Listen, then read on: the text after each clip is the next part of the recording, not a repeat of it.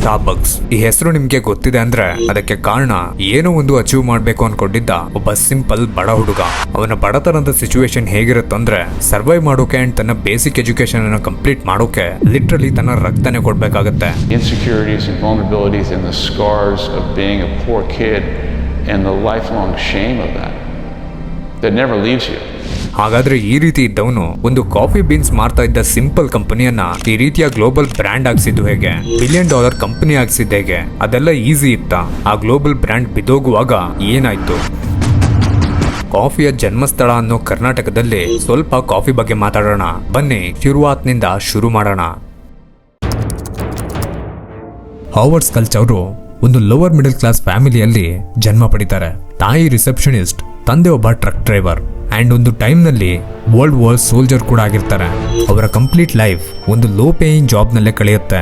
ಆದ್ರೆ ಇದೇ ಟೈಮ್ ನಲ್ಲಿ ಆದ ಒಂದು ಇನ್ಸಿಡೆಂಟ್ ಹಾವರ್ಡ್ ಅವರ ಥಿಂಕಿಂಗ್ ಅನ್ನೇ ಚೇಂಜ್ ಮಾಡ್ಬಿಡ್ತು. ಹಾವರ್ಡ್ ಅವರಿಗೆ 7 ವರ್ಷ ಆಗಿದ್ದಾಗ ಅವರು ಸ್ಕೂಲ್ಗೆ ಹೋಗಿ ಖುಷಿಯಾಗಿ ಮನೆಗೆ ವಾಪಸ್ ಬರ್ತಾರೆ. ಬಂದು ನೋಡಿದ್ರೆ ತಂದೆಯ ಕಾಲು ಫ್ರಾಕ್ಚರ್ ಆಗಿ ಬೆಡ್ ಮೇಲೆ ಮಲಗಿರ್ತಾರೆ. ಇದಾದ್ಮೇಲೆ ಅವರಿಂದ ಅರ್ನ್ ಮಾಡೋಕ್ಕಾಗಲ್ಲ. ಈ ಟೈಮ್ ನಲ್ಲಿ ನಾವು ಎಕ್ಸ್ಪೆಕ್ಟ್ ಮಾಡೋದು ಕಂಪನಿ ಸ್ವಲ್ಪನಾದ್ರೂ ಹೆಲ್ಪ್ ಮಾಡುತ್ತೆ ಅಂತ.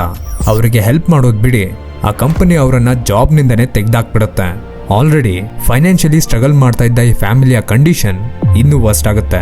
ಫ್ಯಾಮಿಲಿ ತುಂಬಾನೇ ಸಫರ್ ಪಡುತ್ತೆ.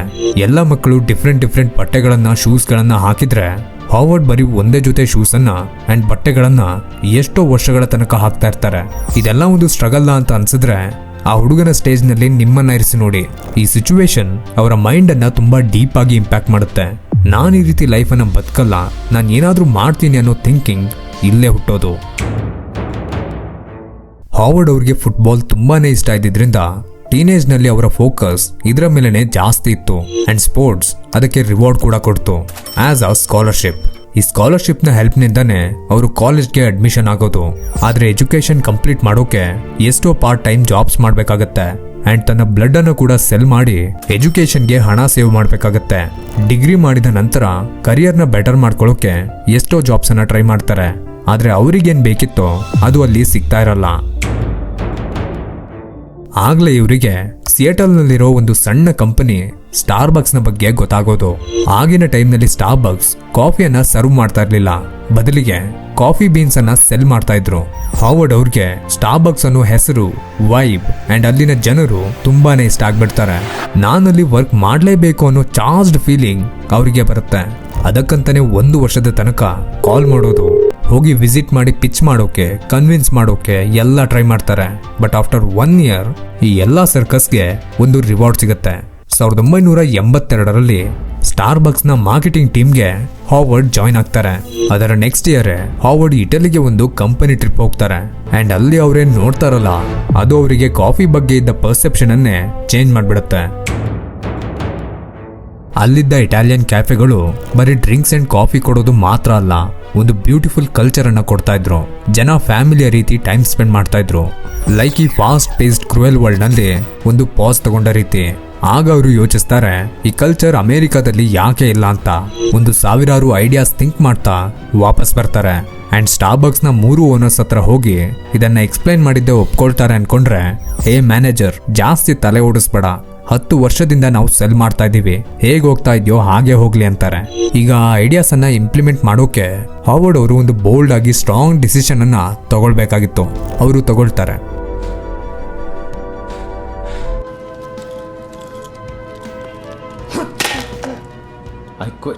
ಜಾಬ್ ಕ್ವಿಟ್ ಮಾಡಿ ತನ್ನ ಸ್ವಂತ ಕಾಫಿ ಶಾಪ್ ಓಪನ್ ಮಾಡೋದು. ಅದಕ್ಕೆ ನೇಮ್ ಕೂಡ ಯೋಚಿಸಿರ್ತಾರೆ. ಬಟ್ ಒಂದು ಟೆಕ್ನಿಕಲ್ ಪ್ರಾಬ್ಲಮ್ ಇತ್ತು. ಎಷ್ಟೋ ಇನ್ವೆಸ್ಟರ್ಸ್ ನ ಪಿಚ್ ಮಾಡ್ತಾರೆ, ಆದ್ರೆ ಅವರು ಎಕ್ಸ್ಪೆಕ್ಟೇ ಮಾಡಿರಲ್ಲ ಅಷ್ಟು ರಿಜೆಕ್ಷನ್ಸ್ ಅನ್ನ ಫೇಸ್ ಮಾಡ್ಬೇಕಾಗತ್ತೆ. 242ರಲ್ಲಿ 217 ರಿಜೆಕ್ಷನ್ಸ್. ಅದರ ಅರ್ಥ 217 ಜನ ನಿನ್ನ ಐಡಿಯಾ ಯೂಸ್ಲೆಸ್ ಅಂತಿದ್ದಾರೆ. ಆದ್ರೆ ಉಳಿದ ಇನ್ವೆಸ್ಟರ್ಸ್ ಹಾವರ್ಡ್ ನ ಪ್ಲಾನ್ ನ ಅರ್ಥ ಮಾಡ್ಕೊಂಡು ಇನ್ವೆಸ್ಟ್ ಮಾಡ್ತಾರೆ. ಎಕ್ಸಾಕ್ಟ್ಲಿ ಇಟಲಿನಲ್ಲಿದ್ದ ವೈಬ್ ಜೊತೆ, ಕಲ್ಚರ್ನ ಜೊತೆ ಹಾವರ್ಡ್ ತನ್ನ ಮೊದಲನೇ ಕ್ಯಾಫೆನ ಓಪನ್ ಮಾಡ್ತಾರೆ ಅಂಡ್ ಅದು ಕೆಲವೇ ದಿನದಲ್ಲಿ ಎಕ್ಸ್ಪೆಕ್ಟ್ ಮಾಡಿದ ರೀತಿನೇ ಬೂಮ್ ಆಗುತ್ತೆ. ಹಾವರ್ಡ್ ಮಲ್ಟಿಪಲ್ ಕ್ಯಾಫೆನ ಓಪನ್ ಮಾಡ್ತಾರೆ. ಬಿಸ್ನೆಸ್ ಚೆನ್ನಾಗಿ ರನ್ ಆಗ್ತಾ ಇತ್ತು. ಇದರಿಂದ ಆಕ್ಚುಯಲ್ ಸ್ಟಾರ್ಬಕ್ಸ್ ಲಾಸ್ ನಲ್ಲಿ ಹೋಗ್ಬಿಡುತ್ತೆ. ಆ 3 ಜನ ಓನರ್ಸ್ ಬಂದು, ನಮ್ಮಿಂದ ಇದು ಆಗ್ತಾ ಇಲ್ಲ, ಇದನ್ನ ನೀನೇ $3.8 ಮಿಲಿಯನ್ ಬೈ ಮಾಡು ಅಂತಾರೆ. ಹಾವರ್ಡ್ ಅವ್ರಿಗೆ ಅಲ್ಲಿನ ಕಾಫಿ ಬೀನ್ಸ್ ನ ಕ್ವಾಲಿಟಿ ಅಂಡ್ ಮಲ್ಟಿಪಲ್ ಸ್ಟೋರ್ಸ್ ಗಳ ಬಗ್ಗೆ ಗೊತ್ತಿದ್ದರಿಂದ ಈ ಡೀಲ್ ಅನ್ನ ಒಪ್ಕೊಳ್ತಾರೆ. ಆದ್ರೆ ಆಬ್ವಿಯಸ್ಲಿ ಅವ್ರ ಹತ್ರ ದುಡ್ಡೇ ಇರಲ್ಲ. ಫಾರ್ಚೂನ್ ಫೇವರ್ಸ್ ದ ಬ್ರೇವ್ ಅನ್ನೋ ಹಾಗೆ ಇವರ ವಿಷನ್ ನ ನೋಡಿ ಹೆಲ್ಪ್ ಮಾಡೋಕೆ ಯಾರು ಬರ್ತಾರೆ ಗೊತ್ತಾ? ಬಿಲ್ ಗೇಟ್ಸ್ ಅಂಡ್ ಅವರ ಫಾದರ್. ಈಗ ಸ್ಟಾರ್ಬಕ್ಸ್ ನ ಮ್ಯಾನೇಜರೇ ಸ್ಟಾರ್ಬಕ್ಸ್ ನ ತನ್ನ ಓನರ್ಸ್ ನಿಂದ ಖರೀದಿ ಮಾಡ್ತಾರೆ. ಈಗ ಇವ್ರ ಹತ್ರ ಹೆಸರಿದೆ, ಬ್ರ್ಯಾಂಡ್ ಇದೆ and most importantly vision clear ಇದೆ. ಆದ್ರೆ ಹಾವರ್ಡ್ ಸ್ಟಾರ್ಬಕ್ಸ್ ನ ಅಲ್ಲಿಂದ ಇಲ್ಲಿಯ ತನಕ ತರೋಕೆ ಏನ್ ಮಾಡಿದ್ರು? ಆಗಿನ ಟೈಮ್ನಲ್ಲಿ ಬೆಸ್ಟ್ ಕಾಫೀಸ್ ಅನ್ನ ಎಲ್ಲರೂ ಕೊಡ್ತಾ ಇದ್ರು. ಆದ್ರೆ ಇವರು ಕಾಫಿಯ ಜೊತೆ ಒಂದು ಬೆಸ್ಟ್ ವೈಬ್ಸ್ ಅನ್ನ ಕೊಡ್ತಾರೆ. The third place. ನಾರ್ಮಲ್ ಆಗಿ ಮನುಷ್ಯನಿಗೆ 2 ಇಂಪಾರ್ಟೆಂಟ್ ಪ್ಲೇಸ್ ಗಳಿದೆ, ಒಂದು ಮನೆ ಮತ್ತೊಂದು ಆಫೀಸ್. ಬಟ್ ಇದರ ಮಧ್ಯ ರಿಲ್ಯಾಕ್ಸ್ ಆಗೋಕೆ ಕ್ಯಾಫೆನ ಥರ್ಡ್ ಪ್ಲೇಸ್ ಆಗಿ ಮಾಡಿದ್ರು. ವರ್ಕ್ ಮಾಡೋರಿಗೆ, ಬುಕ್ಸ್ ರೀಡ್ ಮಾಡೋರಿಗೆ ಅಥವಾ ಸ್ವಲ್ಪ ಪೀಸ್ ಬೇಕು ಅನ್ನೋರಿಗೆ ಇದು ಪರ್ಫೆಕ್ಟ್ ಆಗಿತ್ತು. ಅಂಡ್ ಅದರ ಜೊತೆ ಹಾವರ್ಡ್ ಒಂದು ಬೆಸ್ಟ್ ಥಿಂಗ್ ಮಾಡ್ತಾರೆ. ಕ್ಯಾಫೆಗಳು ರನ್ ಆಗ್ತಿರೋದೇ ವೈಬ್ಸ್ ನಿಂದ. ಅದಕ್ಕೆ ಸರ್ವ್ ಮಾಡೋರು ಕೂಡ ಖುಷಿಯಾಗಿರ್ಬೇಕು, ಸ್ಮೈಲ್ ಜೊತೆ ಆರ್ಡರ್ ಅನ್ನ ತಗೊಳ್ಬೇಕು. ಅದಕ್ಕಂತಾನೆ ತನ್ನ ಎಂಪ್ಲಾಯೀಸ್ ಗಳನ್ನ ಪಾರ್ಟ್ನರ್ನ ರೀತಿ ಫೀಲ್ ಮಾಡಿಸ್ತಾರೆ. ಅವರಿಗೆ ವರ್ಷಕ್ಕೆ ಕೆಲವೊಂದು ಸ್ಟಾಕ್ಸ್ ಗಳನ್ನು ಕೊಡ್ತಾ ಇದ್ರು. ಅಂಡ್ ಮೋಸ್ಟ್ ಇಂಪಾರ್ಟೆಂಟ್ಲಿ ತನ್ನ ಚೈಲ್ಡ್ಹುಡ್ ನಲ್ಲಿ ತನ್ನ ಫಾದರ್ಗೆ ಸಿಗದೇ ಇದ್ದ ಹೆಲ್ತ್ ಬೆನಿಫಿಟ್ಸ್ ಅನ್ನ ಇಲ್ಲಿಯ ಎಂಪ್ಲಾಯೀಸ್ ಗಳಿಗೆ ಕೊಡ್ತಾರೆ. ನಾರ್ಮಲ್ ಆಗಿ $1ಗೆ ಸಿಗ್ತಾ ಇದ್ದ ಕಾಫಿ ಇಲ್ಲಿ $3. ಅದರ ಕ್ವಾಲಿಟಿ ಅಂಡ್ ಅಲ್ಲಿನ ವೈಬ್ಸ್ ಎಲ್ಲದೂ ವರ್ಲ್ಡ್ ವೈಡ್ ಒಂದು ಸ್ಟೇಟಸ್ ಸಿಂಬಲ್ ನ ರೀತಿ ಆಗ್ಬಿಡುತ್ತೆ. 3 ಸ್ಟೋರ್ಸ್ ನಿಂದ ಸಿಂಪಲ್ ಆಗಿ ಸ್ಟಾರ್ಟ್ ಮಾಡಿದ ಈ ಜರ್ನಿ ಈಗ ವರ್ಲ್ಡ್ ವೈಡ್ 39,000 ಸ್ಟೋರ್ಸ್ ಅನ್ನ ಬಿಲ್ಡ್ ಮಾಡಿದೆ ಅಂಡ್ ಗ್ರೋ ಆಗ್ತಾನೆ ಇದೆ. ಹಾವರ್ಡ್ ಅವರು ಹೇಳ್ತಾರೆ, ಹೌದು ಇದು ಕಷ್ಟ ಇತ್ತು, ಆದ್ರೆ ನನಗೆ ಅಷ್ಟೇ ನಂಬಿಕೆ ಕೂಡ ಇತ್ತು ಅಂತ. 10 ರಿಜೆಕ್ಷನ್ಸ್ ನೋಡಿದ್ದೆ. ಆಲ್ಮೋಸ್ಟ್ 90% ಜನ ನಾವು ಗಿವ್ ಅಪ್ ಮಾಡ್ಬಿಡ್ತೀವಿ. ಆದ್ರೆ 217 ರಿಜೆಕ್ಷನ್ಸ್ ಆದ್ಮೇಲೂ ಮತ್ತೆ ಕಂಟಿನ್ಯೂ ಮಾಡೋದಂದ್ರೆ ಸುಮ್ಮನೆ ಅಲ್ಲ.